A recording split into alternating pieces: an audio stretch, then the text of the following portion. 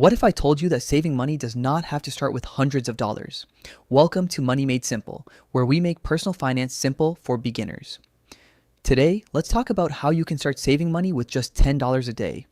Now, $10 may not sound like a lot. Maybe it feels too small to matter, but small money, repeated consistently, can become powerful. If you save $10 a day, that is $70 a week.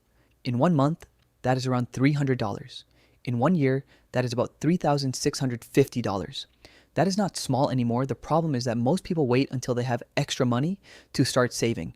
But here's the truth. Extra money rarely appears by accident. You have to create it. So where can $10 a day come from? It could come from making coffee at home instead of buying it outside. It could come from cooking one simple meal instead of ordering delivery. It could come from canceling a subscription you barely use. It could come from avoiding one impulse purchase. The goal is not to make your life boring. The goal is to choose your future over small habits that do not really matter. Here's a simple challenge. For the next 7 days, save $10 every day. Put it in a separate savings account, envelope, or digital wallet.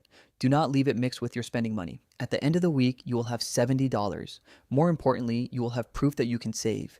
Once you build the habit, increase it slowly if you can. Maybe $10 becomes $15. Maybe $15 becomes $20. But start with $10. Saving money is not about being perfect. It is about being consistent.